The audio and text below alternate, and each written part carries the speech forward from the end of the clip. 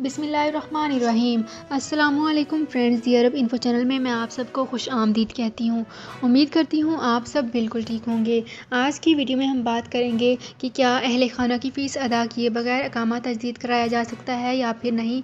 इसकी तमाम तर डिटेल्स आप लोगों के साथ आज की वीडियो में ही डिस्कस करूँगी, लेकिन उससे पहले आपसे एक छोटी सी रिक्वेस्ट है कि अगर आप हमारे चैनल दी अरब इन्फो पर नए हैं तो हमारे चैनल को ज़रूर सब्सक्राइब कर लीजिए, वीडियो को लाइक कर लीजिए और वीडियो को लाजमी से लास्ट तक ज़रूर देख लीजिए।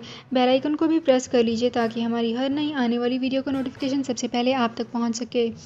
तो फ्रेंड्स, यहाँ पे वीडियो को स्टार्ट करने से पहले आपसे एक और छोटी सी रिक्वेस्ट करना चाहूँगी कि अगर आप हमारे फेसबुक पेज पर नए हैं और आपने हमारे फेसबुक पेज को फॉलो नहीं किया तो हमारे फेसबुक पेज को फॉलो कर लीजिए और अपने फ्रेंड्स के साथ भी ज़रूर शेयर कर लीजिए।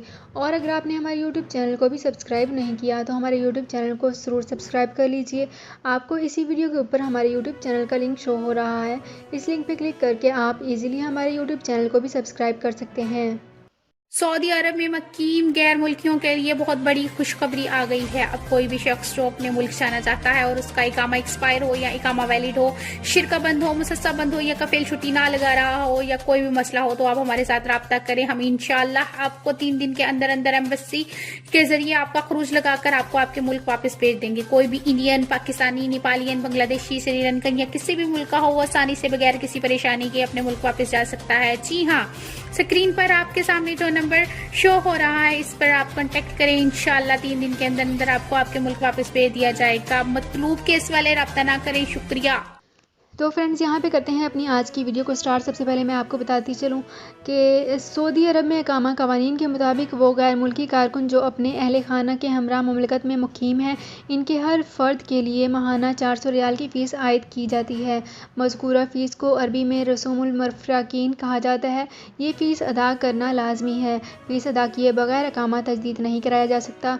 रवां बर्ष सऊदी हुकूमत की जानिब से इकामा की मुद्दत में इख्तियारी तजदीद की सहूलत फ़राहम की गई है और जिसके तहत इकामा सहमाही, वशिश और माही बुनियाद पर भी तजदीद कराया जा सकता है। इस हवाले से एक और शख्स ने दरियाफ़्त किया है कि इकामा 6 माह से एक्सपायर है। कफ़ील ने तजदीद कराने के लिए फ़ीस जमा कराई तो फैमिली फ़ीस की मद में 19,000 से ज़ायद रकम जमा कराने का कहा गया है। वाज़ेह रहे कि फैमिली मुमलिकत में नहीं है। सऊदी हुकूमत और सऊदी अरब में इकामा कवानीन के तहत ऐसे तारकीन जो अपने अहले खाना के हमरा मुकीम हैं, इनके लिए लाजमी है कि वो अपने अहले खाना पर आयद फैमिली फ़ीस भी अदा करें। आयद फैमिली फ़ीस रवां बर्ष 400 रियाल माहाना की बुनियाद पर वसूल की जा रही थी।